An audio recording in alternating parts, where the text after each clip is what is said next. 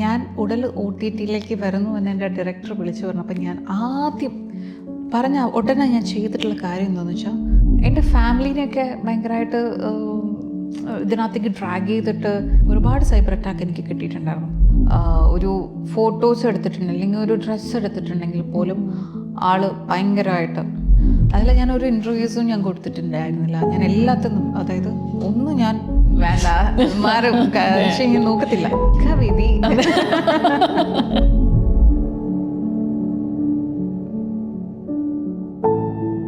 എല്ലാവർക്കും നമസ്കാരം. ഇന്ന് നമ്മളോടൊപ്പം ഉള്ളത് Durga Krishna. Hello, welcome to the show. Hi. എനിക്കറിയാം പ്രൊമോഷൻസ് ഒക്കെ ആയിട്ട് ഭയങ്കര ഓടി തിരക്കിലൊക്കെയാണ് അല്ലേ? എങ്ങനെയാണ് ഈ തിരക്കുള്ള ജീവിതം ഹാൻഡിൽ ചെയ്യുന്നത് എന്ന് വെച്ച് കഴിഞ്ഞാൽ ഈ പ്രൊമോഷൻസ് മൂവി റിലീസ് ആകുമ്പോഴത്തേക്കിന് റിലീസ് ആവുന്ന കാര്യം മാത്രമല്ല, പ്രൊമോഷൻസ് ഉണ്ട്, അങ്ങനെ ഒത്തിരി കാര്യങ്ങളുണ്ടല്ലോ ഇതിനെ എന്താ പോസ്റ്റ് പ്രൊഡക്ഷൻ സൈഡിൽ. ഇതൊക്കെ എങ്ങനെയാണ് ഹാൻഡിൽ ചെയ്യുന്നത്? തിരക്കാവുന്നത് ഇഷ്ടമുള്ള കാര്യമാണ്. പക്ഷേ എനിക്ക് തോന്നുന്നു സിനിമ ചെയ്യുമ്പം നമ്മൾ ഇത്രയും ടയർഡാവില്ല. സിനിമ കഴിഞ്ഞ് അതിൻ്റെ പ്രൊമോഷൻ സമയത്താണ് നമ്മൾ ഏറ്റവും കൂടുതൽ മുഷിക്കുന്നത്. കാരണം ഒരേ കാര്യങ്ങൾ തന്നെ ഒരുപാട് ഇൻ്റർവ്യൂസിൽ വിശേഷങ്ങളൊന്നു തന്നെയാണ്, പക്ഷെ ഒരുപാട് തവണ അത് പറഞ്ഞ് നമുക്കും ഒരു മടുപ്പ് വരും. പിന്നെ രാവിലെ തൊട്ട് ഒരുപാട് ക്യാമറയുടെ മുമ്പിൽ ഇരുന്നിരുന്ന് നമുക്കും ടയർഡാവും. തന്നെ ഒത്തിരി എനിക്ക് തോന്നുന്നു മോർണിംഗ് ഞാൻ വന്ന് അതേ സമയം ഒരുപാട് ഇൻ്റർവ്യൂസിലിരുന്നു. അപ്പം ക്ഷീണമാവും. പ്രൊമോഷൻസ് ആണ് എനിക്ക് തോന്നുന്നു സിനിമയിൽ ഏറ്റവും ടഫായിട്ടുള്ളൊരു ഭാഗം. എല്ലാം കുഴപ്പമില്ല, അഭിനയിക്കാനാണെങ്കിലും ഡബിങ് ആണെങ്കിലും ഒക്കെ ഈസിയാണ്. നമ്മൾ പിന്നെ ഇഷ്ടപ്പെട്ട് ചെയ്യുമ്പോൾ അതിൻ്റെ ബുദ്ധിമുട്ടും അറിയില്ല. അത് കഴിഞ്ഞ് പ്രൊമോഷൻസ് ഫസ്റ്റ് 2-3 ഓക്കെയാണ്, പിന്നെ റിപ്പീറ്റ് ചെയ്ത് ഈ കാര്യം പറഞ്ഞുകൊണ്ടിരിക്കുമ്പോൾ ഉണ്ടാവുന്ന കുറച്ച് ബുദ്ധിമുട്ടുകളുണ്ട്. ഇല്ലെങ്കിൽ വരുന്ന ക്വസ്റ്റ്യൻ കുറച്ചും കൂടി ട്വിസ്റ്റഡ് ആയിരിക്കണം, അല്ലെങ്കിൽ നമുക്ക് കുറച്ചും കൂടി ഇങ്ങനെ ഫേസ് ചെയ്യുമ്പോൾ ഇതിനിങ്ങനെ പറയണോ അങ്ങനെ പറയണോ അങ്ങനെയൊക്കെ ചിന്തിക്കാറുണ്ട്. എന്തെങ്കിലും ക്വസ്റ്റ്യൻസ് ഒക്കെ വരുമ്പോഴത്തേക്കിനും ഫേസ് ചെയ്യാം? ഇല്ല, ഞാൻ അങ്ങനെ പ്രിപ്പയർ ചെയ്ത് വരാറേ ഇല്ല. എന്തൊക്കെയാണ് ചോദിക്കുന്നത് നമുക്കൊരു ഐഡിയ ഉണ്ടാവില്ല. പല ഇൻ്റർവ്യൂസിലും ചിലപ്പോൾ ഒരു ബന്ധമില്ലാതെയൊക്കെ ചോദിക്കും. അപ്പോൾ അങ്ങനെ ഞാൻ പ്രിപ്പയർ ചെയ്ത് വരാറില്ല. അപ്പോൾ എന്താണോ തോന്നുന്നത് സ്പോണ്ടേനിയസ് ആയിട്ട് അതിന് ഉത്തരം പറയാമെന്ന് തോന്നുന്നു. അപ്പോൾ അയ്യർ ഇൻ അറേബ്യയാണ് പുതിയ വിശേഷം അല്ലേ? എന്താണ് ക്യാരക്ടർ, എങ്ങനെ ഉണ്ടായിരുന്നു മൂവിയുടെ ടോട്ടൽ എക്സ്പീരിയൻസ് ഒക്കെ? ക്യാരക്ടർ പേര് സേറ എന്നാണ്. സേറ ഒരു ദുബായിൽ ജീവിക്കുന്ന ഒരു വളരെ റിച്ച് ആയിട്ടുള്ളൊരു ഫാമിലിയിലെ ഏകപുത്രിയാണ്. അപ്പം പക്ഷേ ആർക്കിടെക്ചറാണ്, എന്നാൽ എന്താ പറയുക അതിൻ്റേതായിട്ടുള്ള റിച്ചാണ്, അല്ലെങ്കിൽ ഒരുപാട് കാർസ് ഉണ്ട് അങ്ങനെയൊന്നുമില്ല. സേറയുടെ ലൈഫ് സിമ്പിളായിട്ട് ജീവിക്കാൻ ഇഷ്ടപ്പെടുന്നൊരു കുട്ടിയാണ്. സേറയുടെ കാമുകനാണ് ധ്യാൻ ശ്രീനിവാസൻ, രാഹുൽ എന്ന് പേര്. അപ്പം അഗെയിൻ ഒരു അയ്യർ ഫാമിലിയാണ്. അപ്പം തന്നെ ഇന്റർകാസ്റ്റായി. അതെ, അതിലുണ്ടാവുന്ന ഒരു കഥയാണ്. ആക്ച്വലി ഇതിനകത്ത് മെയിൻ അയ്യർ എന്ന് പറയുന്നത് മുകേഷ് ഏട്ടനാണ്. അപ്പം ഇതിൻ്റെ ഞങ്ങളൊക്കെ അവരെ സപ്പോർട്ട് ചെയ്യുന്നു പോകുന്ന പോലെയാണ്. ശരിക്കും ഇത് കഥ മുകേഷ് ഏട്ടനെയും ഉർവശി ചേച്ചിൻ്റെ ജാൻസി റാണി എന്നാണ് ഉർവശി ചേച്ചിയുടെ ക്യാരക്ടർ പേര്. അവർ പേരാണോ അതോ ഭാര്യയും ഭർത്താവുമാണ്. അവരുടെ മകനാണ് ധ്യാൻ, രാഹുൽ എന്ന പേര്. അതൊരു ഭയങ്കര നല്ല ഒരു ട്രയോ ആണല്ലേ. അവര് അമ്മയും അച്ഛനുമായിട്ട് വരുന്നു ധ്യാൻ. ഇവര് ഭയങ്കര കോമഡിക്ക് ഒരു ബെസ്റ്റ് ട്രയോ അല്ലേ. മുകേഷ് ഏട്ടൻ ഉർവശി ചേച്ചി എന്ന് പറയുന്നത് നല്ലൊരു കോംബോ ആണ്. ഒരുപാട് നല്ല സിനിമകൾ നമുക്ക് സമ്മാനിച്ചിട്ടുള്ള, പിന്നെ ഈ രണ്ടുപേരും ഹ്യൂമർ ഭയങ്കര നിസാരമായി പെർഫോം ചെയ്യുന്ന രണ്ട് ആർട്ടിസ്റ്റുകളാണ് മുകേഷ് ഏട്ടനും ഉർവശി ചേച്ചിയും. അപ്പം അവരോടൊപ്പം നമുക്ക് ഒരു സ്ക്രീൻ ഷെയർ ചെയ്യാൻ പറ്റുന്നു എന്നുള്ളത് തന്നെ നമുക്കൊരു വലിയ ഭാഗ്യമായിട്ടാണ് ഞാൻ കാണുന്നത്. കാരണം എന്നെ ഈ സിനിമയെ അട്രാക്ട് ചെയ്തൊരു കാര്യം ഇതിൻ്റെ ഹ്യൂമറാണ്. അതുപോലെ തന്നെ ഞാൻ നോക്കുമ്പം അതിന് പറ്റിയിട്ടുള്ള ആർട്ടിസ്റ്റുകളും, എനിക്കിതിൻ്റെ കാസ്റ്റ് എനിക്ക് ഒരുപാട് ഇഷ്ടപ്പെട്ടു. ഈ ഒരു സബ്ജക്റ്റിന് പറ്റിയിട്ടുള്ളൊരു കാസ്റ്റും. അപ്പം ഈ കാര്യങ്ങളാണ് എന്നെ കൂടുതൽ അട്രാക്ട് ചെയ്തത്. പിന്നെ എനിക്കൊരു ടെൻഷൻ ഉണ്ടായിരുന്നു, കാരണം ഞാൻ ഇതുവരെ ഒരു ഹ്യൂമർ സബ്ജക്റ്റ് ട്രൈ ചെയ്തിട്ടില്ല.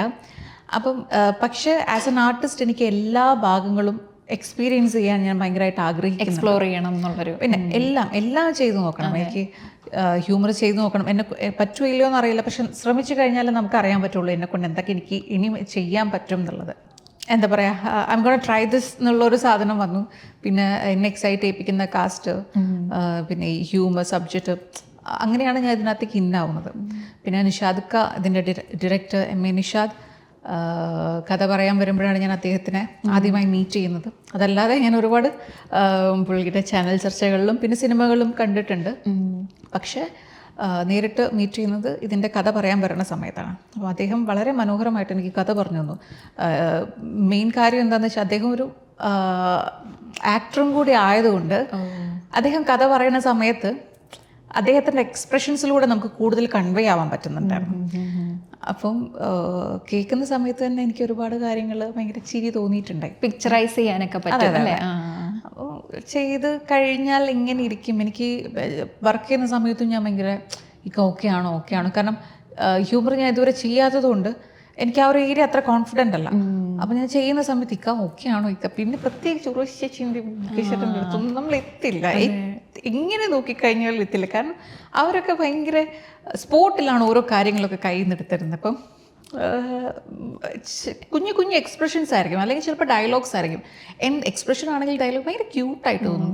പ്രത്യേകിച്ച് ഉർവശി ചേച്ചിയൊക്കെ ഭയങ്കര ക്യൂട്ടാണ്. ചിലപ്പോൾ ഒന്നും ഉണ്ടാവില്ല, സ്ക്രിപ്റ്റിൽ സീനിലൊന്നും ഇല്ലാത്ത ഡയലോഗൊക്കെ പറഞ്ഞു തീർന്നിട്ടുണ്ടാവും. പെട്ടെന്ന് പുള്ളിക്കാരി തിരിഞ്ഞു നിന്നിട്ട് എന്തെങ്കിലും ഒരു നോട്ടോ അല്ലെങ്കിൽ ഒരു എക്സ്പ്രഷനോ ഇടും. പുള്ളിക്കാരുടെ എക്സ്പ്രഷൻസ് ആണല്ലോ ശരിക്കും.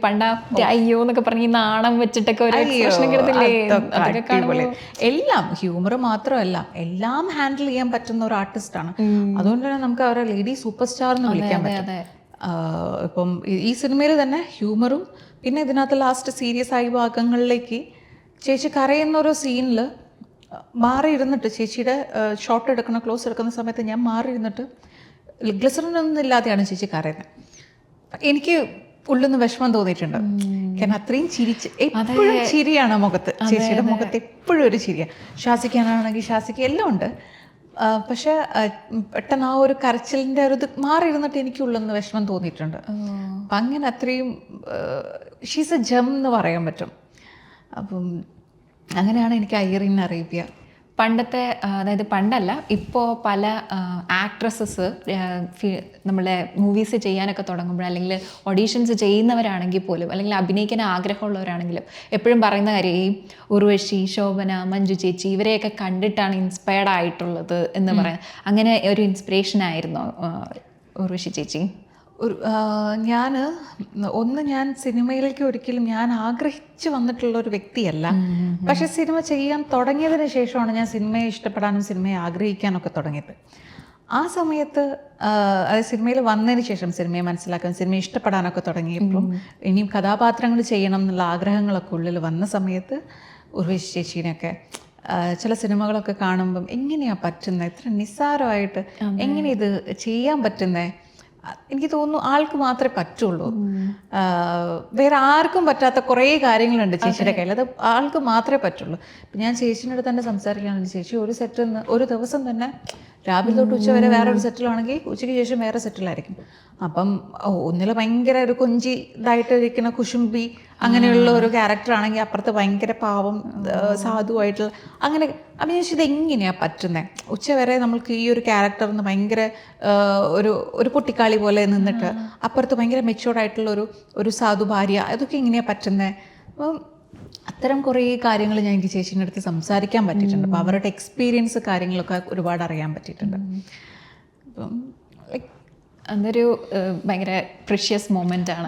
കാരണം ഒരുപാട് മെൻറ്റോർഷിപ്പ് പോലെ തന്നെയാണ് ശരിക്കും. ഇത്രയും എക്സ്പീരിയൻസ് ഉള്ള ആളുകൾ നമുക്ക് നമ്മളോട് അത്രയും ക്ലോസ് ആയിട്ട് നമുക്ക് സെറ്റ് ഷെയർ ചെയ്യുന്നു. ഒരു മൂവി ലൊക്കേഷനിലാണെങ്കിൽ ഒരുപാട് കോമ്പിനേഷൻ സീൻസ് ഉണ്ടായിരുന്നോ നിങ്ങൾ ഒരുമിച്ച്? എനിക്ക് ഇവർക്കുള്ള അത്രയും കോമ്പിനേഷൻ സീൻസ് ഇല്ല, പക്ഷെ ഡെഫിനറ്റ്ലി കുറച്ച് കോമ്പിനേഷൻ സീൻസ് ഉണ്ട് ചേച്ചിയായിട്ട്. ക്രൂഷ്യൽ ആയിട്ടുള്ളത് തന്നെ, ക്രൂഷ്യൽ ആയിട്ടുള്ള കോമ്പിനേഷൻ സീൻസ് ഒക്കെ ഉണ്ടായിരുന്നു ഉർവശി ചേച്ചിയുമായിട്ട്. ഉണ്ട്. അപ്പോൾ സ്പോട്ടിലുള്ള ഇംപ്രവൈസേഷനൊക്കെ എങ്ങനെയാണ് ഹാൻഡിൽ ചെയ്ത്? അപ്പോൾ ആ ഒരു മൊമെന്റിലേക്ക് വരുമ്പോഴത്തേക്കിനും ഞാൻ ആക്ച്വലി ആ മൊമെന്റിൽ ഞാൻ എൻജോയ് ചെയ്യുക ചെയ്യുന്നത്. പെട്ടെന്ന് അതായത് എനിക്ക് തന്ന സീനിൽ അത് അവിടെ കഴിഞ്ഞു, ഇന്ന ഡയലോഗിൽ ആ സീൻ കഴിഞ്ഞു. പക്ഷെ ചുമ്മാ ചേച്ചി തിരിച്ചു വന്നിട്ട് എന്തെങ്കിലും ഒരു ഡയലോഗ് പറഞ്ഞിട്ട് ഇങ്ങനെയൊക്കെ അപ്പം ഞാനത് എൻജോയ് ചെയ്തിരുന്നിട്ടുണ്ട്. പെട്ടെന്ന് എന്താ പറയുക, ഭയങ്കര ബ്യൂട്ടിയാണ്. അപ്പോൾ ആളുടെ പെർഫോമൻസ് തന്നെ ഭയങ്കര ബ്യൂട്ടിയാണ്. നമുക്ക് റിയാക്ഷൻ കൊടുക്കാനും അപ്പോൾ എളുപ്പമായിരിക്കും അല്ലേ, അത്രയും ജെന്യൂൻ ആയിട്ടൊരു സാധനം വരുമ്പോഴത്തേക്കും. ശരിയാ, എന്താ പറയുക, ഉള്ളിൽ നിന്ന് തന്നെ നമുക്ക് വരും ചില കാര്യങ്ങൾ. ചേച്ചിയുടെ അടുത്തുനിന്ന്, ചേച്ചിയുടെ പെർഫോമൻസിന് ഉള്ളിൽ തന്നെ നമുക്ക് വരും. ഇപ്പോൾ ക്യാരക്ടർ ചൂസ് ചെയ്തപ്പോൾ ചാലഞ്ചിങ് ആയിട്ടുള്ള ഒരു റോൾ ആയതുകൊണ്ടാണ് ഹ്യൂമർ ഒന്ന് ട്രൈ ചെയ്ത് നോക്കാം എന്ന് പറഞ്ഞത്. എപ്പോഴെങ്കിലും ഈ റോൾസ് സെലക്ട് ചെയ്യുമ്പോൾ പ്രേക്ഷകർ ഇതിനെ എങ്ങനെയായിരിക്കും അക്സെപ്റ്റ് ചെയ്യുന്നേ എന്നുള്ള രീതിയിലാണോ ചിന്തിക്കാറുണ്ടോ? അതായത് ഈ ചലഞ്ച് എങ്ങനെയാണ് വരുന്നത്? പെർഫോമൻസിലാണോ അക്സെപ്റ്റൻസിലാണോ വരുന്നത്? ഞാനിപ്പോൾ ഒരു കഥ കേൾക്കുന്ന സമയത്ത് ഞാൻ ഇപ്പം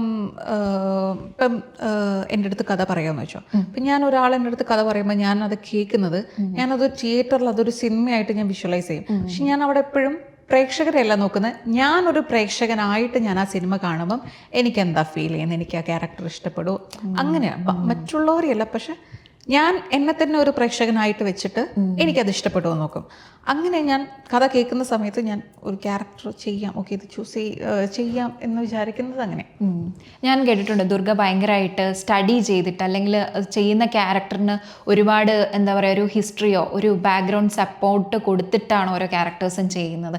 എങ്ങനെയാണ് ആ ഒരു മെത്തേഡിലോട്ട് അപ്രോച്ച് ചെയ്യുന്നത്? അതായത് എങ്ങനെ ഫസ്റ്റ് ടൈം ആ ഒരു മെത്തേഡ് ട്രൈ ചെയ്ത് നോക്കാം, ആൻഡ് എപ്പോഴാണത് വർക്കായത്, എപ്പോഴാണത് കീപ്പപ്പ് അതായത് കീപ്പ് ഓൺ ഗോയിങ്, അത് നമുക്ക് ഒരു നല്ല മെത്തേഡാണ് ടു ബി. ഫസ്റ്റ് സിനിമയിൽ ജാനകിനെ ഇപ്പം കാമുകനായിട്ടുള്ള അച്ഛൻ ഭയങ്കര പിടുത്തം പ്രശ്നങ്ങൾ കാര്യങ്ങൾ എന്നെ വീട്ടിൽ അടച്ചു പൂട്ടിയിടുന്നു. അവിടെ ഞാൻ ചിന്തിക്കുന്നത് ജാനകിക്ക് പകരം ഞാനാണെങ്കിൽ എന്തായിരിക്കും എനിക്ക് ഫീൽ ചെയ്യുന്നത്. എൻ്റെ കാമുകനെ അച്ഛൻ തടയുന്നു, എന്നെ വീട്ടിൽ അടച്ചിട്ട് പൂട്ടിയിടുമ്പോൾ എൻ്റെ ഇമോഷൻ എന്താ, അതാണ് ഞാൻ അവിടെ കൊടുത്തത്. സെക്കൻഡ് മൂവി വരുന്ന സമയത്ത് ഇപ്പോൾ വേറെ മൂവി വരുമ്പം സിറ്റുവേഷൻ വേറെ ക്യാരക്ടർ വേറെ സിറ്റുവേഷൻ, ചിലപ്പം അച്ഛൻ മരിച്ചു പോകുന്ന അല്ലെങ്കിൽ കാമുകൻ എന്നെ തേക്കുന്ന ഒരു ക്യാരക്ടർ, അങ്ങനെ എന്തെങ്കിലും ആയിക്കോട്ടെ.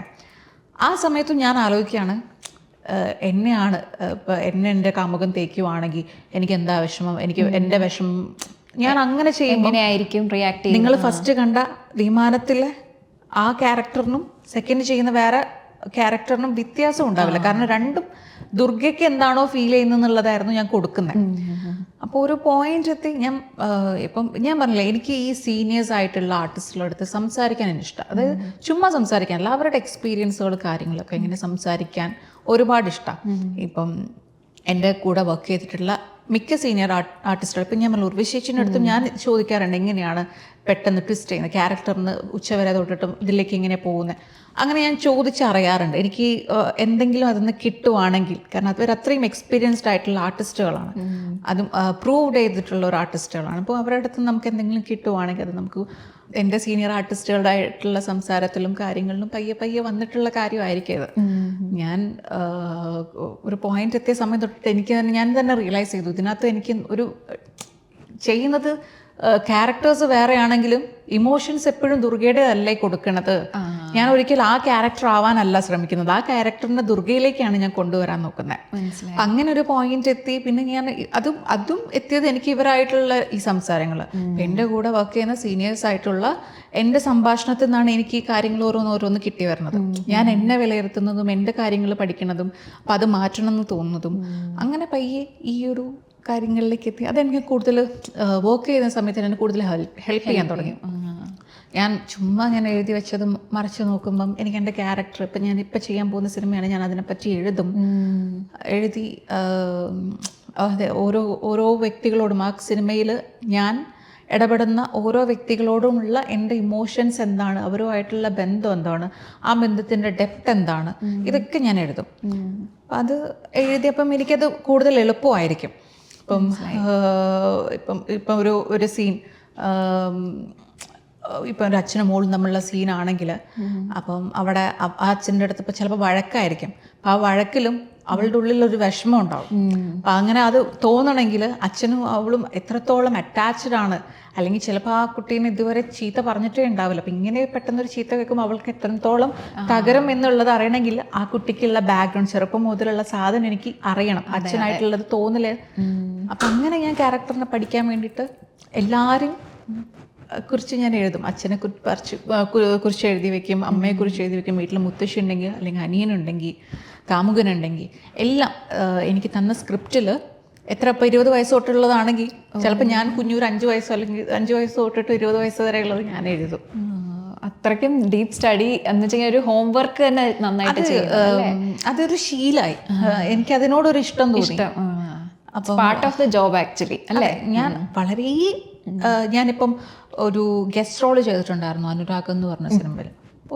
കുറച്ച് വളരെ ചെറുതായിട്ടുള്ള ഒരു നെഗറ്റീവ് ഷെയ്ഡാണ്, പക്ഷെ അതിനും ഞാൻ എഴുതിയിട്ടുണ്ട്. എന്തുകൊണ്ട്? കാരണം ഞാൻ ആ ഒരു നെഗറ്റീവ് ഷെയ്ഡിനും എൻ്റെ ഉള്ളിൽ ഇപ്പം നമ്മൾ എത്ര ചീത്തയാണെന്ന് മറ്റുള്ളവർ പറഞ്ഞു കഴിഞ്ഞാലും നമുക്ക് അക്സെപ്റ്റ് ചെയ്യാൻ പറ്റില്ല. ഞാൻ ചീത്ത മനുഷ്യനാണെന്ന് ആരും പറയില്ല. നമ്മൾ അതിൻ്റെ ഉള്ളിൽ ഞാൻ കക്കാൻ പോകുന്നുണ്ടെങ്കിൽ അത് എനിക്ക് ഇങ്ങനെ ഒരു സിറ്റുവേഷൻ ഉണ്ട്, കക്കാൻ പോകുന്ന തെറ്റാണെന്ന് നിങ്ങൾ എല്ലാവരും പറയുന്നുണ്ടോ, പക്ഷെ ഞാൻ കക്കാൻ പോകുന്നത് എനിക്ക് ഇങ്ങനെ ഒരു പ്രശ്നമുണ്ട്, അതുകൊണ്ടാണ് ഞാൻ അത് ചെയ്യുന്നത്. ഞാൻ ആ കാശ് ജസ്റ്റിഫൈ ചെയ്തുകൊണ്ടിരിക്കും. അതുപോലെ തന്നെ നെഗറ്റീവ് ഷെയ്ഡ്സ് ചെയ്യുമ്പോഴും ഞാൻ ആ ഷെയ്ഡ്സിന് ഒരു പോസിറ്റീവ് വേർഷൻ എൻ്റെതിൽ ഞാൻ കണ്ടെത്തും. അപ്പോൾ ഈ അനുരാഗം എന്ന് പറഞ്ഞ സിനിമയിലും വളരെ ചെറിയ റോളാണ്, ഗസ്റ്റ് റോളാണ് ഞാൻ, പക്ഷെ നെഗറ്റീവ് ഷെയ്ഡാണ്. അതിനും ഞാൻ എഴുതിയിട്ടുണ്ട്. ആ ഒരു ക്യാരക്ടറിനെ കുറിച്ച് ഞാൻ എഴുതിയിട്ടുണ്ട്. കൊള്ളാം, അത് അടിപൊളി. കാരണം അത്രയും ഹോംവർക്ക് ചെയ്യുന്നത് ശരിക്കും നമുക്ക് ഈ പോകെ പോകെ അത് ബെറ്റർ ആക്കിക്കൊണ്ടിരിക്കുകയുള്ളൂ ആസ് ആൻ ആക്ടർ അല്ലേ? അപ്പോൾ ഞാനൊരു കാര്യം ചോദിക്കട്ടെ, ഈ ആക്ടിങ് പഠിക്കാൻ പറ്റുന്ന കാര്യമാണോ ശരിക്കും? ആക്ടിങ് പഠിക്കാൻ പറ്റില്ല എന്നല്ല, പഠിക്കാൻ പറ്റും. എല്ലാവരുടെ ഉള്ളിലുള്ള ഇമോഷൻസ് അത് ഫേക്ക് ചെയ്തിട്ട് നമ്മൾ പുറത്ത് കാണിക്കുന്നത് എങ്ങനെ, നമുക്ക് ആവശ്യമുള്ള സമയത്ത് അതിനെ നമ്മൾ ടൂളാക്കുക. ഫേക്ക് ചെയ്യാന്നല്ല, നമ്മുടെ ഇമോഷൻസിനെ നമ്മൾ ടൂളാക്കിയിട്ട് അത് നമുക്ക് ആവശ്യമുള്ള സ്ഥലങ്ങളിൽ, ഇപ്പം എനിക്ക് ഇവിടെ കരയണം എന്നുണ്ടെങ്കിൽ എനിക്കത് കരയാൻ പറ്റണം, എനിക്ക് ഇവിടെ ഭയങ്കര ഒരു പ്രണയം വരണം എന്നുണ്ടെങ്കിൽ എനിക്കത് വരണം. അപ്പം നമ്മളുടെ ഇമോഷൻസിനെ നമ്മൾ ടൂളാക്കിയിട്ട് നമുക്ക് പ്രസൻറ്റ് ചെയ്യാൻ പറ്റുക എന്നുള്ളത് ആക്ടിങ് സ്കൂൾ നമ്മൾ ഹെൽപ്പ് ചെയ്യും. അതുപോലെ തന്നെ നമ്മളുടെ ഈ ചെയ്ത വർക്കുകൾ പിന്നെയും കാണുമ്പോൾ നമുക്ക് നമ്മളുടെ തന്നെ ഒരു അനലൈസ് ചെയ്ത് നമുക്ക് എന്തൊക്കെ ഇമ്പ്രൂവ് ആക്കാം എന്നുള്ളത് കണ്ടുപിടിച്ച് ആ ഏരിയയിൽ കൂടുതൽ കൂടി ഫോക്കസ് ചെയ്ത് കഴിഞ്ഞാൽ നമ്മൾ കുറച്ചും കൂടി കോൺഫിഡൻ്റ് ആകും തോന്നുന്നല്ലേ? എനിക്ക് ഞാൻ ചെയ്തത് എനിക്ക് ഇഷ്ടപ്പെട്ടില്ലെന്ന് തോന്നുന്നു, ഞാൻ പിന്നെ കാണാൻ നിൽക്കത്തില്ല, ഞാൻ വേണ്ട മാറും, പക്ഷെ ഇങ്ങനെ നോക്കത്തില്ല. ചെയ്ത പോർഷൻസ് എനിക്ക് ഇഷ്ടമായില്ലെന്ന് ഞാൻ അതിനെ കൂടുതൽ പഠിച്ചിട്ട് അത് നീ വൃത്തിയാക്കണം അതിന് പോലും ഞാൻ നോക്കില്ല, അങ്ങനെ നോക്കില്ല. പക്ഷെ എനിക്ക് ഇഷ്ടപ്പെട്ട സാധനങ്ങൾ ഞാൻ റിപ്പീറ്റ് ചെയ്ത് കാണാറുമുണ്ട്, ഞാൻ ആസ്വദിക്കാറുണ്ട്. ചില സാധനങ്ങൾ എനിക്ക് ഇഷ്ടപ്പെടുന്നത് ഞാൻ ആസ്വദിക്കാറുണ്ട്. അതെ, അത് വേണമല്ലോ, നമ്മളൊരു ഓഡിയൻസ് അല്ലേ. പിന്നെ കൊള്ളാം മോളെ. അല്ല എല്ലാം എന്നല്ല, എനിക്ക് ഇഷ്ടപ്പെടാത്ത ഒരുപാട് പെർഫോമൻസ് എൻ്റെതുണ്ട്, അതുപോലെ തന്നെ ഇഷ്ടപ്പെടുന്നതുകൊണ്ട്. പക്ഷെ അത് അക്സെപ്റ്റ് ചെയ്യാൻ റെഡിയാണ്. സ്വന്തമായിട്ട് ഇഷ്ടപ്പെട്ടിട്ടില്ല ഞാൻ എൻ്റെ വീട്ടിൽ അമ്മയടുത്തും പറയാം, അമ്മ കാണുന്നുണ്ടോ കൊള്ളത്തില്ല എന്ന് പറയും. ഏറ്റവും വലിയ ക്രിട്ടിക്കാരാ ദുർഗയുടെ? എൻ്റെ ഭർത്താവ്, എൻ്റെ അനിയനും, ഉണ്ണിയേട്ടനും അനിയൻ ദുച്ചൻ, ഇവർ രണ്ടുപേരുമാണ്. എനിക്ക് തോന്നുന്നു ആ ആക്ടിങ് സ്കൂളിൽ പോയത് കൊണ്ട് ഒരുപാട് ട്വിസ്റ്റ് ജീവിതത്തിൽ നടന്നിട്ടുണ്ടല്ലേ. ഈ നിങ്ങളുടെ റിലേഷൻഷിപ്പ് ആണെങ്കിൽ അതുകൊണ്ട് തന്നെ ഏറ്റവും വലിയ ക്രിട്ടിക്കിനെ ഹസ്ബൻഡായിട്ട് തന്നെ കിട്ടിയില്ലേ, അത് നല്ല കാര്യമല്ലേ? അതെ, പുള്ളിക്കാരൻ ഭയങ്കര ഒരു ഫിലിമിയാണ്. സിനിമയെ പറ്റി എനിക്ക് തോന്നുന്നു എൻ്റെ അടുത്ത് എപ്പോഴും ഇരുന്ന് കംപ്ലൈൻറ്റ് ചെയ്യുന്ന ഒരു കാര്യമാണ്, നീ ഒട്ടും സിനിമയ്ക്ക് വേണ്ടിയിട്ട് എന്താ ചെയ്യുന്നതെന്നൊക്കെ ചോദിക്കും. ഞാൻ പറഞ്ഞു എന്താ ചെയ്യേണ്ടത്, ഞാൻ എന്താ ചെയ്യേണ്ടത് എനിക്ക് മനസ്സിലാവുന്നില്ല. കാരണം ആള് അഭിനയിക്കാൻ ആഗ്രഹിച്ച് വന്നൊരു ആളാണ്. അപ്പം ഒരുപാട് ഓഡീഷൻസും കാര്യങ്ങളിലൊക്കെ പോയിട്ടുണ്ടായിരുന്നു. അപ്പം അങ്ങനെ ഒരു ആക്ടിങ് സ്കൂളിലാണ് ഞാൻ ഉണ്ണിയേട്ടനെ പരിചയപ്പെടുന്നത്. ആക്ട് ലാബ് എന്നാണ് പഠിച്ച സ്ഥലത്തിൻ്റെ പേര്. അപ്പം അവിടെ നിന്നാണ് എനിക്ക് അർജുനെ ഒരിക്കലും ഞാൻ വിചാരിച്ചിട്ടില്ല. അല്ല, എന്തൊക്കെ ശരിക്കും ഇപ്പം ഞാൻ പറഞ്ഞപ്പോഴാണോ അത്രയും ട്വിസ്റ്റുകൾ തിരിഞ്ഞു നോക്കിയപ്പോൾ നടന്നത്? കാരണം ആ സിനിമ വരുന്നു, ആക്ടിങ് സ്കൂളിലേക്ക് പോകുന്നത് സിനിമയ്ക്ക് ശേഷമാണല്ലോ. ഒക്കെ വിധി. പക്ഷേ ഏറ്റവും വലിയ ക്രിട്ടിക്കിനെ വീട്ടിൽ തന്നെ ഉണ്ടാവുക എന്ന് പറയുന്നത് ഭയങ്കര, കാരണം അതെനിക്ക് ഭയങ്കര ഉപകാരം. കാരണം എല്ലാത്തിനും ഇപ്പം ഞാൻ എന്തെങ്കിലും ഒരു ഫോട്ടോസ് എടുത്തിട്ടുണ്ട് അല്ലെങ്കിൽ ഒരു ഡ്രസ്സ് എടുത്തിട്ടുണ്ടെങ്കിൽ പോലും ആള് ഭയങ്കരമായിട്ട് നല്ലതാണെങ്കിൽ നല്ലതെന്ന് കേൾക്കാൻ ഇച്ചിരി ബുദ്ധിമുട്ടാണ്. പക്ഷെ ആ നല്ലത് കിട്ടുമ്പോൾ ഉള്ളൊരു ഫീലിംഗ് ആള് കൊള്ളാലോ എന്ന് പറഞ്ഞിട്ടുണ്ടെങ്കിൽ എനിക്ക് ഭയങ്കര കോൺഫിഡൻ്റ് ആണ്. കാരണം ഇനി ആരെന്ത് പറഞ്ഞാലും കുഴപ്പമില്ല, കാരണം പുള്ളിക്കാരൻ്റെ ജെന്യുവിൻ ആണെന്ന് 100% അറിയാം. കാരണം പുള്ളിക്കാരൻ നന്നായിട്ടുണ്ട് എന്ന് പറയാൻ ഭയങ്കര പാടാണ്. ചില ഫോട്ടോസൊക്കെ ഞാൻ ഇതിനെന്ത് കുഴപ്പം, നല്ല ഭംഗിയുണ്ടല്ലോ എന്ന് ഞാൻ തിരിച്ചു മറിച്ചൊക്കെ നോക്കി പറഞ്ഞു, കൊള്ളത്തില്ല കുട്ടി, അതിന് ഒരു ഇത് ക്വാളിറ്റി ഇല്ല, കുട്ടിക്ക് പറഞ്ഞാൽ മനസ്സിലാവില്ല എന്നൊക്കെ പറയും. അപ്പം ഞാൻ എത്ര നോക്കിക്കഴിഞ്ഞാലും എനിക്ക് മനസ്സിലാവില്ല. ആൾ കുറേ കാര്യങ്ങളൊക്കെ പറയും, പക്ഷെ ആളുടെ വായന്ന് ഒരു നല്ലതെന്ന് കിട്ടിക്കഴിഞ്ഞാൽ എനിക്കത് ഭയങ്കര എന്തോ അംഗീകാരം കിട്ടിയ പോലെ. ഓക്കെ, ഞാൻ ഭയങ്കര കോൺഫിഡൻ്റാണ്, എവിടെയും കാണിക്കാം, സൂപ്പറാണ് എന്നുള്ളൊരു സാധനം എനിക്ക് തന്നെ തോന്നും. അതുപോലെ തന്നെ എൻ്റെ അനിയൻ അവനും ഭയങ്കര ഫിലിമിയാണ്. അപ്പോൾ അവനും ഇതുപോലെ ഞങ്ങൾ 3 പേരും സിനിമക്കാരാണ് ഞങ്ങളെ വീട്ടിൽ. അപ്പം എൻ്റെ അനിയൻ സിനിമോട്ടോഗ്രാഫി ആണ്, അവൻ ആക്ടിങ്ങിലേക്ക് നോക്കുന്നുണ്ട്. അപ്പം ഉണ്ണിയേട്ടനും സിനിമ കാര്യങ്ങളാണ്, പ്രൊഡക്ഷൻ കാര്യങ്ങളൊക്കെ. അപ്പം ഞങ്ങളൊരു സിനിമ കണ്ടു കഴിഞ്ഞിട്ടുണ്ടെങ്കിൽ ഞങ്ങൾ തിയേറ്ററിൽ നിന്ന് ഇറങ്ങും. ഞങ്ങൾ 3 പേരാണ് ഇവിടെ താമസിക്കുന്നത്, ഞാനും എൻ്റെ അനിയനും എൻ്റെ ഹസ്ബൻഡും എൻ്റെ പട്ടിക്കുട്ടികളും. അപ്പം ഞങ്ങൾ ഒരു സിനിമ കണ്ടു കഴിഞ്ഞ് തിരിച്ച് വീട്ടിലേക്ക് എത്തുന്ന സമയം കാറിനകത്ത് മൊത്തം ഞങ്ങളുടെ ചർച്ചകൾ കൂടുതൽ സിനിമയായിരിക്കും. ഇപ്പം ഒരു സിനിമ അത് കഴിഞ്ഞ് ഞങ്ങൾ ഡൈനിങ് ടേബിളിൽ ഫുഡ് കഴിക്കുന്ന സമയത്താണെങ്കിലൊക്കെ ഞങ്ങൾ 3 സിനിമക്കാരുള്ള ഒരു വീട്. അത് 3 പെർസ്പെക്റ്റീവ് അല്ലേ പ്രൊഡക്ഷൻ. അപ്പം ഞങ്ങൾക്ക് 3 പേർക്കും ഞങ്ങളുടെ എപ്പോഴും കൂടുതൽ ചർച്ചകൾ വരുന്നത് സിനിമയായിരിക്കും, സിനിമയെ പറ്റിയായിരിക്കും. അത് ഏറ്റവും കൂടുതൽ ഒരു സിനിമ വന്നു കഴിഞ്ഞാൽ 3 പേരുടെയും ഒപ്പീനിയൻസ് നമുക്ക് അറിയാൻ പറ്റും. അത് 3 തലത്തിലുള്ള ഒപ്പീനിയൻസ് ആയിരിക്കും. അപ്പോൾ അതുകൊണ്ട് ഭയങ്കര സുഖമാണ്. എനിക്ക് കൂടുതൽ സിനിമയെ പറ്റി പഠിക്കാനും ഇപ്പം ഞങ്ങൾക്ക് 3 പേർക്കുള്ള ഗുണം എന്താണെന്ന് വെച്ചാൽ 3 പേരുടെ കയ്യിൽ നിന്നും ഓരോ കാര്യങ്ങൾ പഠിക്കാൻ പറ്റും. ഇപ്പം ഞാൻ കാണുന്ന ഒരു തലത്തിലായിരിക്കില്ല ഒരു സിനിമ ഇപ്പം ദുച്ഛനോ ഉണ്ണിയേട്ടനോ കാണുന്നത്. അപ്പം അത് അങ്ങനെ ഒരു ഭാഗം ഉണ്ടല്ലോ എന്നുള്ള കാര്യം, അപ്പം അത് എനിക്ക് ഭയങ്കര സുഖമായിരുന്നു. എന്നെ കൂടുതൽ ഇപ്പം ഞാനൊരു ആർട്ടിസ്റ്റ് അല്ലെങ്കിൽ സിനിമയിൽ നിൽക്കുമ്പം അതെനിക്ക് ഭയങ്കര ഹെൽപ്പ് ചെയ്തിട്ടുണ്ട്. കാരണം നമ്മളുടെ സർക്കിൾ നമ്മളെ ഒരുപാട് നമ്മുടെ തോട്ട്സിനെ ഇമ്പ്രൂവ് ചെയ്യുമല്ലോ. ഡെഫിനറ്റ്ലി. എങ്ങനെ പട്ടിക്കുട്ടികളെയൊക്കെ മിസ് ചെയ്യാറുണ്ടോ? ഷൂട്ടിനൊക്കെ പോകുമ്പോഴും ഒക്കെ അവരെ കൊണ്ട് പോകാറുണ്ടോ? അതോ? ഇല്ല, കൊച്ചിയിലുണ്ടാകുമ്പോൾ കുഴപ്പമില്ല, ഷൂട്ട് കൊച്ചിയിലാണെങ്കിൽ കുഴപ്പമില്ല. പിന്നെ ഈ പറയുന്ന പോലെ കുറച്ച് വിട്ടിട്ടൊക്കെ ആണെങ്കിൽ മിസ് ചെയ്യും. അപ്പം ഞാൻ അനിയൻ്റെ അടുത്ത് പറഞ്ഞിട്ടുണ്ടെങ്കിൽ അവൻ ഒരു ദിവസമൊക്കെ അവരെല്ലാവരും കൂടെ വണ്ടി കയറ്റിയിട്ട് കൊണ്ടുവരാം. എനിക്ക് ഇവിടെ 4 പേരുണ്ട്, ഒരാൾ നാട്ടിലും ഉണ്ട്. അപ്പം എല്ലാവരെയും കൂട്ടിയിട്ട് കാറിൽ കൊണ്ടുവന്നിട്ട് എന്നെ കുറച്ച് നേരം സെറ്റിൽ ഞാൻ അവരൊക്കെ ആയിട്ടിരുന്ന് പിന്നെ അവർ തിരിച്ചു പോകും. അപ്പം അതുമല്ല, പുറത്ത് ദുബായിലൊക്കെ പോയ സമയത്തായിരുന്നു. അപ്പം എൻ്റെ അവരുടെ എപ്പോഴും നമ്മൾ ഇത്ര അലക്കി കഴിഞ്ഞാലും ഡ്രസ്സിലാണ്. അപ്പം എനിക്ക് ദുബായിൽ പോയി കഴിഞ്ഞ സമയത്ത് ചിലപ്പോൾ ഞാൻ ഇടുന്ന ഡ്രസ്സിലൊക്കെ അവരുടെ ഹെയർ ഒക്കെ കണ്ടു കഴിഞ്ഞാൽ എനിക്ക് ഭയങ്കര പക്ഷെ നമ്മൾ ദൂരത്തൊക്കെ പോകുമ്പോൾ അവരുടെ ആ ഒരു രോമം കിട്ടുന്ന ഏറ്റവും വലിയ സന്തോഷം. എനിക്ക് ഭയങ്കര സന്തോഷം. എനിക്ക് ഭയങ്കര മിസ്സിങ് ആയിരുന്നു. ഞാൻ പ്രത്യേകിച്ച് ഐറിൻ അറേബ്യയിൽ ദുബായിലായിരുന്നു ഷൂട്ട്. അപ്പോൾ ഒത്തിരി ദിവസങ്ങൾ ഇവരുടെ അടുത്തുനിന്ന് മാറി, അത് ഒത്തിരി ദൂരെ. ബാക്കിയാണെങ്കിൽ ഇവന് കൊണ്ടുവരാം, അനിയൻ കൊണ്ടുവരെങ്കിലും ചെയ്യായിരുന്നു. ഇത് പട്ടിക്കുട്ടികളെ നമ്മൾ ദുബായി എത്തിക്കാന്ന് പറയുന്നത് നടക്കുന്ന കാര്യമല്ലല്ലോ.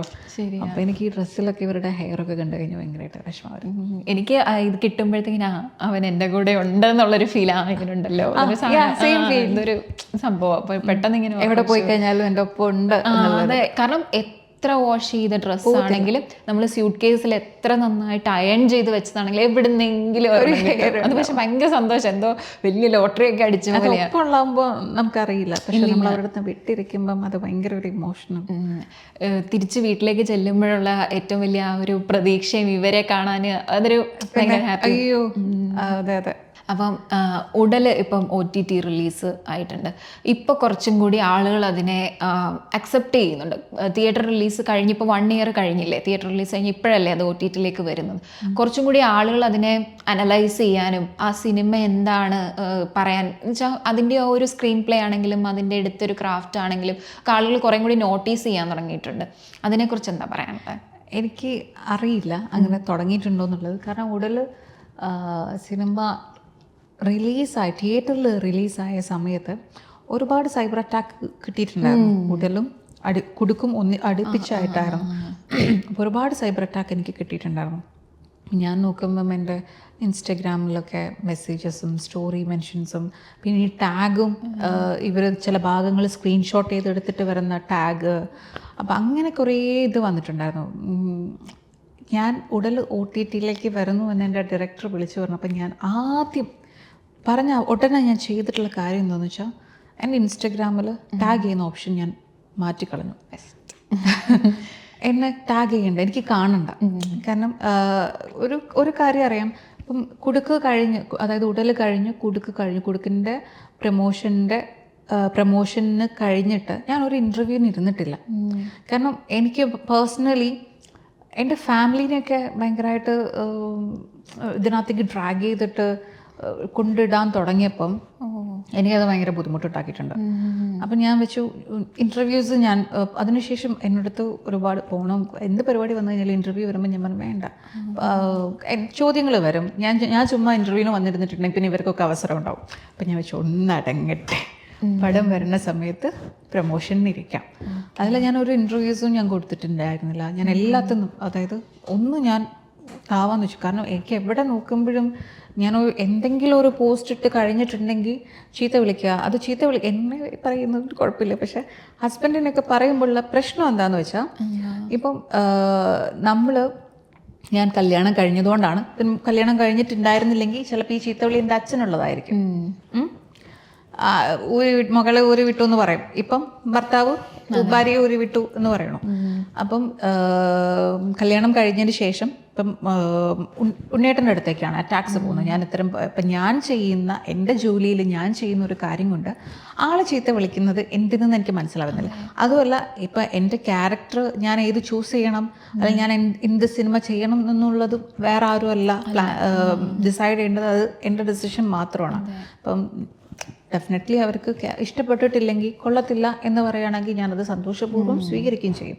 പക്ഷെ അതല്ലാതെ ഒരുപാട് ഫാമിലിയിലേക്ക് വരുന്ന സമയത്ത് ഇപ്പം ഇവർ ആലോചിക്കുന്നില്ല. ഇപ്പം ഞാൻ ഇതിനകത്ത് ചിന്തിക്കുന്നത് എനിക്ക് പെർഫോം ചെയ്യാനുള്ള ഒരു സ്പേസ്, അതാണ് എനിക്ക് കൂടുതൽ. കാരണം ഞാൻ ഇത്രയും ചെയ്ത സിനിമകളിൽ എനിക്ക് ഇങ്ങനെ പെർഫോം ചെയ്യാനുള്ള ഒരു സ്പേസ് ഒരു സിനിമയിൽ ഉണ്ടായിട്ടില്ല. പ്രത്യേകിച്ച് ഇങ്ങനൊരു ക്യാരക്ടർ നെഗറ്റീവ്, അതിനകത്തൊരു ഇൻറ്റിമേറ്റ് സീൻ ഉണ്ടെന്നും പറഞ്ഞിട്ട് ആ ഒരു സിനിമയെ വേണ്ടാന്ന് വെച്ചിരുന്നെങ്കിൽ എനിക്ക് വലിയ നഷ്ടങ്ങൾ സംഭവിച്ചേനെ. കാരണം ആ സിനിമയിലാണ് ഞാൻ സിനിമയിൽ കയറിയതിന് ശേഷം ഞാൻ ആദ്യമായിട്ട് ഒരു അവാർഡ് വാങ്ങിക്കുന്നത് ആ സിനിമയ്ക്കാണ്. അപ്പം എനിക്ക് ഒരുപാട് നഷ്ടങ്ങൾ സംഭവിച്ചേനെ. അതെ, ആ സിനിമ ഇങ്ങനെ ഒരു ഇൻറ്റിമേറ്റ് സീൻ ഉണ്ട്, ഞാൻ കല്യാണം കഴിഞ്ഞൊരു ഭാര്യയാണ്, ഞാനത് ചെയ്യാൻ പാടില്ല എന്നുണ്ടെങ്കിൽ, ഞാൻ എൻ്റെ ജോലിയാണ് ചെയ്യുന്നത്. പക്ഷെ അങ്ങനെയൊക്കെ ചിന്തിച്ചിട്ട് ഞാനത് വേണ്ടെന്ന് വെച്ചാൽ നഷ്ടം എനിക്ക് മാത്രമാണ്. പറയുന്നവർക്ക് ഇതൊക്കെ പറഞ്ഞിട്ട് പോകാം.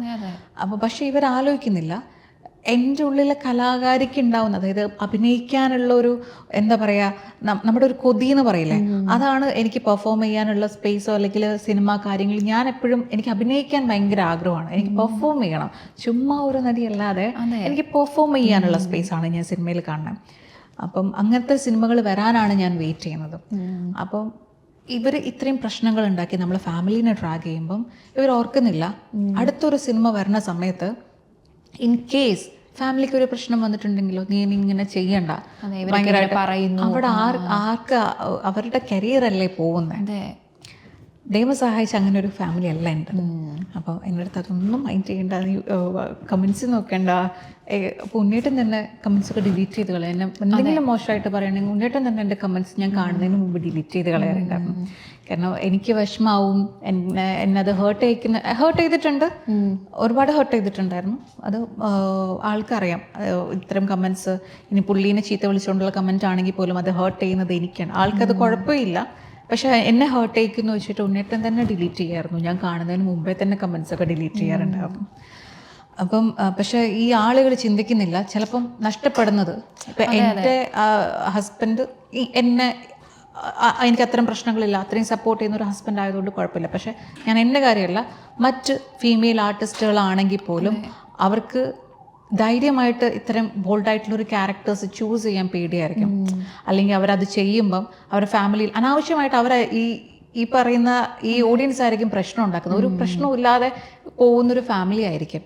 പക്ഷെ ഇത്തരം എന്തെങ്കിലും നമ്മൾ വീട്ടുകാരെ ഇരുന്ന് ചൊറിയുന്ന സമയത്ത് ഇപ്പം പറയുകയാണ്, നീ താനിനി അത്തരം ക്യാരക്ടേഴ്സ് ഇനി എടുക്കാൻ നിൽക്കേണ്ട. തുടക്കക്കാരിയായിരുന്നെങ്കിലോ, ആദ്യമായിട്ടൊരു ഡെബ്യൂ ഫിലിം ചെയ്യാൻ പോവാ, അപ്പൊ വേണ്ട മോളെ ഇങ്ങനെയൊക്കെ കേൾക്കും, അങ്ങനെ ചെയ്യും. ഇപ്പം കല്യാണം കഴിഞ്ഞാലും കല്യാണം കഴിഞ്ഞിട്ടില്ലെങ്കിൽ അച്ഛനമ്മമാർ പറയുകയാണ്, അല്ലെങ്കിൽ നമ്മുടെ കല്യാണം കഴിഞ്ഞ് ഭർത്താവ് ഉണ്ടെങ്കിൽ ഭർത്താവ് അല്ലെങ്കിൽ അവരുടെ ഫാമിലി പറയുകയാണ്, താൻ ഇനി ഇത്തരം ക്യാരക്ടേഴ്സ് ചെയ്യേണ്ട, അത് ഭയങ്കര പ്രശ്നമാണ്, പെന്നെയാണ് എല്ലാവരും തെറി വിളിക്കുന്നത് എന്ന്. ആൾക്ക് പ്രശ്നമേ ഉണ്ടാവില്ലായിരുന്നു. പക്ഷെ ഇവരെ ഈ ജനങ്ങളിരുന്ന് പറയുന്നത് കൊണ്ട് ഒരു പ്രശ്നം ഉണ്ടായിട്ടുണ്ടെങ്കിൽ നഷ്ടപ്പെടുന്നത് ആ കുട്ടിക്ക് അവരുടെ ഒരു കരിയറാണ്. മനസ്സമാധാനം എത്ര ആസ്വദിക്കാമായിരുന്നില്ലേ. ചൂസ് ചെയ്യേണ്ടി വരും, ഒന്നെങ്കിൽ ഫാമിലി അല്ലെങ്കിൽ സിനിമ, ചൂസ് ചെയ്യേണ്ട ഒരു അവസ്ഥയിലേക്ക് എത്തും. അപ്പം അത് ഇവർക്കറിയില്ല. നമ്മളുടെ ജോലിനോടുള്ള അത്രയും ഒരു ഇഷ്ടം കൊണ്ടാണ് ഇത് ചെയ്യുന്നത്. അത് ഇപ്പം എന്നെ സംബന്ധിച്ച് ഇതിനകത്ത് മറ്റു സീൻസ് പോലെ തന്നെ അത്ര മാത്രമേ നിസ്സാരമായിട്ടേ ഞാൻ ഇതിലും കണ്ടിട്ടുള്ളൂ. എനിക്ക് ഇൻറ്റിമേറ്റ് സീൻ, അതും നിങ്ങൾ കാണുന്ന പോലെ ഇൻറ്റിമേറ്റ് സീൻ എന്ന് പറയുന്നത് ഒറ്റ ഇരിപ്പിൽ അങ്ങ് എടുക്കുന്നതല്ല. അത് പല പല കട്ടുകളായിട്ടും പല ആംഗിളിൽ ക്യാമറ വെച്ച് അങ്ങനെ ഒരുപാട് ദിവസങ്ങളായിട്ട് എടുക്കുന്ന ഭാഗം. ചിലപ്പം ഇനിമേറ്റ് സീനിലെ കുറച്ച് പോർഷൻസ് എടുത്തിട്ട് ഈ 2 ദിവസം കഴിഞ്ഞിട്ടായിരിക്കും അതിന്റെ കണ്ടിന്യൂറ്റി വരുന്നത്. ഓക്കെ. അപ്പം നിങ്ങൾ കാണുന്ന പോലെ ആയിരിക്കില്ല അത് ഇത്രയും ആൾക്കാരുടെ മുമ്പിൽ ചെയ്യുന്ന ഒരു കാര്യം. അപ്പം ഞാൻ പറയുന്നത് ഒരു പ്രൊഫഷനാണ് അത്. പ്രൊഫഷനായിട്ട് തന്നെ കാണാൻ പഠിക്കുക. അതിനപ്പുറമുള്ളൊരു അനാലിസിസ്, ഒരു എന്താ ക്രോസ് എക്സാമിനേഷനും. ചുമ്മാ ഒന്നാമത്തെ കാര്യം ഒരു പണി ഇല്ലാതിരിക്കുന്നവരായിരിക്കും ഈ പണിക്ക് ഇറങ്ങിത്തിരിക്കുന്നത് വെച്ച് കഴിഞ്ഞാൽ ഈ കമൻ്റ് ഇടാനും അല്ലെങ്കിൽ ഇതിനൊക്കെ എവിടെയാ സമയം ഇത്രയും ഫോട്ടോ എടുത്ത് ഒരാളെ ടാഗ് ചെയ്ത് അറ്റാക്ക് ചെയ്യാനൊക്കെ നമ്മൾ ചിന്തിക്കുമോ? നമ്മൾ ശരിക്കും ഒരു ദേഷ്യമുള്ള ഒരാളോട് പോലും നമ്മളിത് ചെയ്യില്ല. അങ്ങനെ ഒരു കാര്യം. അതിനുശേഷം ഇനിയും കമൻറ്റുകൾ വരുമായിരിക്കും. പക്ഷെ ഈ കമൻറ്റുകളൊന്നും എന്നെ തടയുന്നില്ല. ഞാൻ ഇനിയും ചെയ്യും, സിനിമകൾ ചെയ്യും, പെർഫോം ചെയ്യാൻ ഒരുപാട് ആഗ്രഹിക്കുന്ന ഒരു ആർട്ടിസ്റ്റാണ് ഞാൻ. അപ്പം ഈ നല്ലൊരു ക്യാരക്ടറും നല്ലൊരു സബ്ജക്റ്റും പെർഫോം ചെയ്യാനുള്ളൊരു സ്പേസിൽ ഇത്തരം ഒരു സീൻ കാരണം ഞാൻ ഒരിക്കലും ആളുകളെ പേടിച്ചിട്ട് സിനിമ വേണ്ടെന്ന് വയ്ക്കില്ല. എന്നിലെ കലാകാരിക്ക് ഇത് ഇഷ്ടപ്പെടുവാണെങ്കിൽ ഡെഫിനറ്റ്ലി ഞാൻ ചെയ്യും. എൻ്റെ പെർഫോമൻസിനെ ജഡ്ജ് ചെയ്യാൻ പറ്റും, പക്ഷെ ഞാൻ ചെയ്യുന്ന ക്യാരക്ടേഴ്സിലെ ആൾക്കാർക്ക് എന്നെ ജഡ്ജ് ചെയ്യാൻ പറ്റില്ല. ഞാനതാവണമെന്നില്ല. I am so proud of you. അതെ, കാരണം അതിനെ നല്ല എന്താ പറയുക വിഷമിച്ചിട്ടുണ്ടെന്ന് എനിക്ക് മനസ്സിലായി. കാരണം സംസാരത്തിൽ നമുക്കത് മനസ്സിലാവും ഒരാൾ ജെന്യുവൻ ആയിട്ട് അത് പറയുമ്പോൾ. പക്ഷേ യു ആർ സോ സ്ട്രോങ്. കാരണം അതിനെ ഇനിയും ഞാൻ എടുക്കില്ല എന്ന് കാണിക്കാനുള്ള ഒരു ആ മനസ്സ് ഭയങ്കര. മേ ബി അന്ന് വിഷമിച്ചതുകൊണ്ടായിരിക്കും. അതെ, അതൊരു നമുക്ക് പെയിൻ ചിലപ്പോൾ നമ്മൾ സ്ട്രോങ് ആക്കുമെന്ന് പറയില്ല. ഇപ്പം എനിക്ക് ആളുകൾ എന്ത് പറയുന്നു, എനിക്കത് താല്പര്യമില്ല, കേൾക്കാനും താല്പര്യമില്ല. ഞാനത് കേൾക്കുവാണെങ്കിലും അതെൻ്റെ ഉള്ളിലേക്ക് ഞാൻ എടുക്കാറില്ല. അതിൽ ഒരുപാട് എന്നെ ഹെൽപ്പ് ചെയ്തിട്ടുണ്ട് ഉണ്ണിയേട്ടനാണെങ്കിലും എൻ്റെ അച്ഛനമ്മ. കാരണം ഭയങ്കര ഓർത്തഡോക്സ് ഫാമിലി എന്ന് പറഞ്ഞാൽ ഞാൻ മുമ്പത്തെ ഇൻ്റർവ്യൂസിൽ ഞാൻ പറഞ്ഞിട്ടുണ്ട്, ഞാൻ സ്ലീവ്ലെസ് ഇടുന്നത് പോലും എൻ്റെ അച്ഛനമ്മയ്ക്കൊന്നും ഇഷ്ടമല്ലായിരുന്നു. എനിക്ക് അവർ ഉടൽ കാണുമ്പം എങ്ങനെ ഇത് എടുക്കും എന്നുള്ളൊരു ഇതുണ്ടായിരുന്നു. ഞാൻ ഒരു പോയിന്റ് എത്തിയപ്പം ഞാൻ എൻ്റെ അച്ഛനും, അതായത് ഭയങ്കര സ്ട്രിക്റ്റ് ആയിരുന്നു പാരൻസ്. അപ്പം ഞാൻ അച്ഛനും എടുത്ത് ഞാനൊരു ഫോട്ടോഷൂട്ട് ചെയ്യുന്ന സമയത്ത് കുറച്ച് സ്കിൻ ഷോ ചെയ്യുന്ന ഷൂട്ടായിരുന്നു. അപ്പോൾ അവർ മുഖം ചുളിഞ്ഞപ്പോൾ ഞാൻ പറഞ്ഞിട്ടുണ്ട് അമ്മ. അപ്പം അമ്മയുടെ അച്ഛൻ്റെ അടുത്ത് ഞാൻ ചോദിച്ചിട്ടുണ്ട്, നമ്മളിപ്പം വേറെ ഒരു ആർട്ടിസ്റ്റ്, ഒരു ആക്ട്രസിൻ്റെ ഫോട്ടോ സ്ലീവ്ലെസ് ഒക്കെ ഇട്ട് നിൽക്കുന്ന ഒരു ആക്ട്രസിൻ്റെ ഒരു കവർ ഫോട്ടോ ഞാൻ കാണിച്ചു കൊടുത്തിട്ട് ചോദിച്ചു, നമുക്കിത് എന്താ തോന്നുന്നത്? ഒരു സിനിമാ നടി. അതെ, അതേപോലെ ഞാനൊരു സ്ലീവ്ലെസ് ഇട്ടിട്ടുണ്ടെങ്കിൽ എന്താ നിങ്ങൾക്ക് തോന്നുന്നത്? അയ്യോ ഞങ്ങളുടെ മോള് സ്ലീവ്ലെസ്. അപ്പം അങ്ങനെ കാണാതെ ഇപ്പം എനിക്ക് ഇങ്ങനെയെന്നാണ് വീട്ടിൽ നിന്ന് വിളിക്കുന്നത്. നിങ്ങൾ എൻ്റെ വർക്കിനെ വർക്കായിട്ട് കാണും, കിങ്ങിണിയായിട്ട് കാണാതെ. ദുർഗാകൃഷ്ണ എന്ന് പറയുന്ന ഒരു ആർട്ടിസ്റ്റ്, നിങ്ങളിപ്പോൾ ഇന്ന ഇതിനകത്തുള്ള ഒരു നടി എന്ന് പറഞ്ഞ ഒരു സിനിമാ നടി, അതേപോലെ നിങ്ങളൊരു സിനിമാ നടി വർക്കിനെ വർക്കായിട്ട് കാണും എന്നൊക്കെ ഒരു പറഞ്ഞൊരു പോയിന്റിൽ എത്തിയപ്പോഴാണ് അവരും പിന്നെ റീത്തിങ് ചെയ്യും. പക്ഷേ എന്നാലും ഉടൽ അവരെ എനിക്ക് ഞാൻ പറഞ്ഞില്ല, ഞാൻ ഒരുപാട് ഹാർഡ് വർക്ക് ചെയ്ത സിനിമയാണ്. ഈ സീൻ ഉള്ളത് കൊണ്ട് എനിക്ക് എൻ്റെ പാരൻസിനെ കാണിക്കേണ്ടെന്ന് എനിക്ക് തോന്നിയിട്ടില്ല. കാരണം അതിനേക്കാളും കൂടുതൽ ഞാൻ വേറെ ഭാഗങ്ങൾ ഒത്തിരി ഹാർഡ് വർക്ക് ചെയ്തിട്ടുണ്ട്. അതുകൊണ്ട് എനിക്ക് ഈ സിനിമ എൻ്റെ അച്ഛനമ്മയും കാണണം. എനിക്ക് ഞാൻ ഒത്തിരി കഷ്ടപ്പെട്ട് ചെയ്തൊരു സിനിമ അത് കാണണം എന്നുള്ള ഒരു ആഗ്രഹം ഉണ്ടായിരുന്നു. പക്ഷെ എന്നാലും ഉള്ളിൽ ഈ സീൻസ് വരുമ്പോൾ അവരെങ്ങനെ എടുക്കും എന്നുള്ളൊരു ടെൻഷൻ ഉണ്ടായിരുന്നു. പക്ഷേ എനിക്ക് ഏറ്റവും കൂടുതൽ ടെൻഷൻ അച്ഛൻ്റെ അടുത്തായിരുന്നു. പക്ഷെ അച്ഛൻ ഭയങ്കര, അതായത് ആ സീൻസ് അല്ല എൻ്റെ അച്ഛൻ നോക്കിയിട്ടുള്ളത്, അച്ഛൻ്റെ മകളുടെ ആ പെർഫോമൻസ് ആണ്. അച്ഛൻ ഒരിക്കലും അവിടെ അച്ഛൻ്റെ മകളെ അല്ല കാണുന്നത്, ഷൈനി എന്ന് പറഞ്ഞൊരു ക്യാരക്ടറിനെ ആണ് അച്ഛന് കാണാൻ പറ്റിയെന്നുള്ളത് അവിടെ ഞാൻ എന്നിലുള്ളൊരു വിജയമായിട്ട് കാണും എനിക്കതിനകത്ത്. അച്ഛൻ ഒരിക്കലും അച്ഛൻ്റെ കിങ്ങിണിയാണ് അത് എന്നുള്ളൊരു തോന്നൽ അവിടെ ഉണ്ടായിട്ടില്ല. അപ്പോൾ അങ്ങനെ അപ്പം എനിക്ക് എൻ്റെ പാരൻസ് ലൈക്ക് എല്ലാവരും, പുണ്യേട്ടൻ്റെ വീട്ടിലെ അമ്മയാണെങ്കിലും എല്ലാവരും ഭയങ്കരമായിട്ട് സപ്പോർട്ട് ചെയ്തു ആ സമയത്ത്. അതുകൊണ്ട് എനിക്കിപ്പം അതൊന്നും ഒരു പ്രശ്നമല്ല. അല്ല, അത് ഭാവിയിലേക്ക് എന്തായാലും ഹെൽപ്പ് ചെയ്യുള്ളൂ. ആ ഒരു പെർഫോമൻസ് ഇനിയും ഇതുപോലുള്ള പ്ലോട്ട്സ് വരുമ്പോൾ ഇനിയും നന്നായിട്ട് ചെയ്യാനായിട്ടുള്ളത് ഹെൽപ്പ് ചെയ്യുള്ളൂ എന്തായാലും. കാരണം നമുക്ക് ഒരു പാർട്ട് ഇത്രയും ഉണ്ടെന്ന് പറഞ്ഞിട്ട് നമ്മുടെ ബാക്കി അത്രയും 75% ഓഫ് നല്ല സ്ക്രിപ്റ്റ് വെറുതെ കളയാൻ പറ്റില്ലല്ലോ ഒരിക്കലും. പിന്നെ ആളുകളുടെ ക്രിറ്റിസിസം, ഹെൽത്തി ക്രിറ്റിസിസം എന്തായാലും എടുക്കാം. കാരണം ബിക്കോസ് നമ്മളും ഓഡിയൻസിൻ്റെ ഒരു എൻ്റർടൈൻമെൻ്റ് ആഗ്രഹിക്കുന്നുണ്ട് ഞാനത്. അതെ, ഡെഫിനറ്റ്ലി. കാരണം നമ്മൾ ഓഡിയൻസ് ആണല്ലോ എൻഡ് ഓഫ് ദ ഡേ നമ്മുടെ സിനിമ കാണുന്നു, അക്സെപ്റ്റ് ചെയ്യും. പക്ഷേ അപ്പാർട്ട് ഫ്രം ദാറ്റ് അത് എക്സീഡ് ചെയ്യുമ്പം ആർക്കാണെങ്കിലും, ഒരു സാധാരണ ഒരു മനുഷ്യന് പോലും അത് അക്സെപ്റ്റ് ചെയ്യാൻ പറ്റിയെന്ന് വരില്ല. അപ്പം എന്തായാലും ഹാറ്റ്സ് ഓഫ് ടു യു. പിന്നെ അയ്യർ ഇൻ അറേബ്യ എന്തായാലും റിലീസ് ആവാൻ പോവാണ്.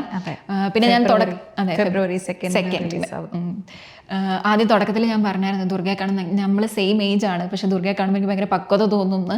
അപ്പോൾ എന്തോ ഇല്ല ചുമ്മാതാണെന്നൊക്കെ പറഞ്ഞു. പക്ഷെ അല്ല, സംസാരം കേട്ടിട്ട് ഞാൻ ഇൻ്റർവ്യൂസ് കണ്ടിട്ടാണല്ലോ നമ്മൾ ആദ്യമായിട്ടല്ലേ കാണുന്നത്. പക്ഷെ അപ്പോൾ തോന്നി അതേ പക്വത തന്നെയാണ് ഇപ്പം നമ്മൾ സംസാരിച്ചപ്പോഴും ഉണ്ടായിരുന്നത്.